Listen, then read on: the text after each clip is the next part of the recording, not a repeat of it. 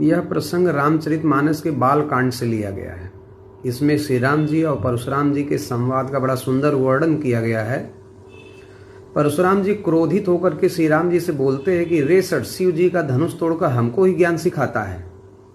फिर कहते हैं कि बंधु कहे कटु सम्मत तोरे, तू छल विनय कर शिकर जोरे, करु परतोष मोर संग्रामा, नाहित छाड़ कहाओ रामा।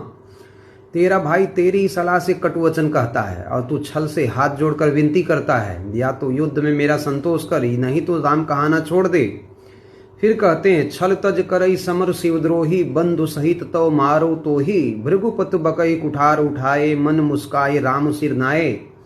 हे शिवद्रोही, छल छोड़कर हमसे युद्ध कर, नहीं तो भाई समेत तुम्हें मार दूंगा। परशुराम इस प्रकार कुठार उठाए कह रहे थे और श्री रामचंद्र जी सिर नवाए और मन में मुस्कुरा रहे हैं। गुनह लखन कर हम पर रोसु, कतौ सुधाय ते बड़ दोसु, टेढ़ जान सब बंदई काहू, बक्र चंद्रमय ग्रसई न राहु। अपराध लक्ष्मण का है और क्रोध हम पर करते हैं, कहीं कहीं सीधेपन में भी दोष होता है। टेढ़ा जानकर सबको शंका होती है, टेढ़े चंद्रमा को राहु भी नहीं ग्रसता है, यह मन ही में भगवान राम ने कहा। फिर कहते हैं कि राम कहे और इस तजिए मुनीसा, कर कुठार आगे यह सीसा, जहि रिस जाय करिए सोई स्वामी, मोहि जानई आपन अनुगामी। रामचंद्र जी ने कहा, हे मुनीश्वर, क्रोध को दूर करो, आपके हाथों में कुठार है और आगे मेरा यह सिर है। जिस प्रकार आपका गुस्सा शांत हो जाए वैसा आप करिए और मुझको अपना सेवक जानिए। फिर कहते हैं कि स्वामी और सेवक का युद्ध कैसा, क्रोध का त्याग करिए। क्षत्रिय वेश देखकर ही बालक ने कुछ कहा है, क्योंकि आप तो ब्राह्मण हैं, लेकिन आपका वेशभूषा तो क्षत्रियों के जैसा है, अस्त्र शस्त्र लिया हुआ है आपने। बालक ने मतलब मेरे भाई ने कुछ कहा, इस कारण इस बालक का भी कोई दोष नहीं है।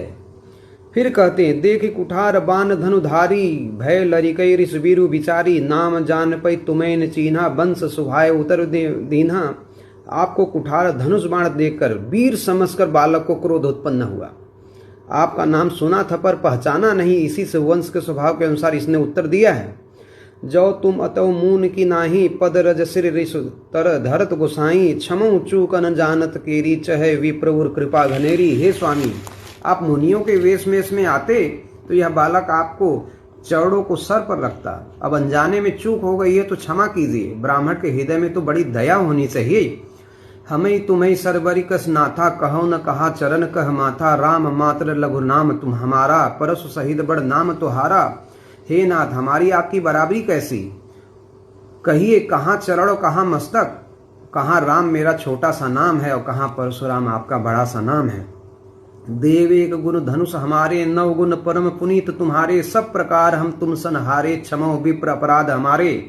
हे देव, हमारे तो एक धनुष ही गुण है, आपके तो परम पवित्र 9 गुण। हे विप्र, सब प्रकार से हम आपसे हारे हैं, हमारे अपराध क्षमा कीजिए।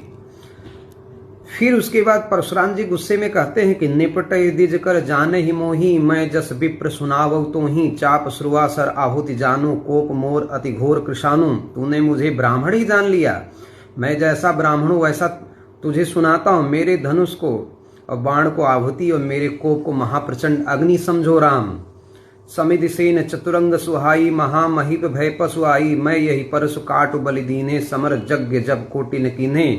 सुहावनी चतुरंगिनी सेना समिधा है, उसमें बड़े बड़े राजा आकर बलि के पशु हुए हैं, मैंने इसी कुठार से काटकर उनका बलिदान किया है। ऐसे समर यज्ञ मैंने करोड़ों किए हैं। मोर प्रभाव विदुत नहीं तोरे, बोलस निदर विप्र के भोरे, भंजय चाप दाप बड़ बाढ़ा, अहमित मनव जीत जब डाढ़ा। मेरा स्वभाव तुझे मालूम नहीं है, इसी से ब्राह्मण के धोखे से मेरा निरादर कर रहा है। धनुष तोड़ने तेरा अहंकार बहुत बढ़ गया, मैं ही हूं मानो संसार को जीतकर मेरे सामने तू खड़ा हो गया। राम, तुम्हें अहंकार हो गया है। राम कहा मुनि कहो विचारी, ऋष यति बड़ी लौह चूक हमारी, छुअते टूट पिनाक पुराना, मैं कई हेतु करो अभिमाना। तब भगवान राम कहते हैं कि हे मुनि, विचार कर बोलिए, आपका ऋष बड़ा है और हमारी भूल छोटी, हाथ से छूते ही यह पुराना धनुष टूट गया। मैं किस कारण अभिमान करूं, इसमें कोई वीरता मैंने नहीं दिखाया है। फिर कहते हैं कि देव धनुज भूपति भटनाना, संबल अधिक हो बलवाना, जौरन हमें पचारे कोई, लड़ई सुखेन कालुकिन होई। देवता दानव राजा अनेक योद्धा वे हमारे समान हमसे अधिक बलवान हो, यदि हमको रण में कोई बुलाए तो वह काल ही क्यों न हो, हम उसके साथ सुख से युद्ध करेंगे। क्षत्रिय तन धरि समर सकाना, कुल कलंक तई पावर आना, कहु स्वभाव न कुलई प्रशंसी, कालव डरई नरन रघुवंशी। क्षत्रिय का शरीर धारण कर जो युद्ध में डर गया उसे कुल कलंकी और नीच जानना चाहिए। मैं अपना स्वभाव कहता हूँ, कुल की बड़ाई नहीं करता, रघुवंशी रण में काल से भी नहीं डरते हैं। फिर कहते हैं कि विप्रवंश कै अस प्रभुताई, अभय होई जो तुम्हें डराई, सुन मृद गूढ़ वचन रघुपत के, उगरे पटल पर सुधर मति के। ब्राह्मण वंश की ऐसी प्रभुता है, जो आपसे डरता वह निर्भय हो जाता है। श्री रामचंद्र जी के ऐसे कोमल और गूढ़ वचन सुनकर परशुराम जी की बुद्धि के कपाट खुल गए। उन्हें ज्ञान हो गया कि कोई साधारण मनुष्य नहीं है, भगवान विष्णु का अवतार है, जिसने पिनाक धनुष शिव के धनुष को तोड़ दिया। राम रमा पर घर कर धनु लेहूं, खैचौ चाप मिटय संदेहूं, देत चाप आपो चले गयऊं, परशुराम मन विस्मय भयऊं। हे राम, हे लक्ष्मीपति, हाथ में यह धनुष लीजिए और चाप खींचिए, जो हमारा संदेह मिट जाए।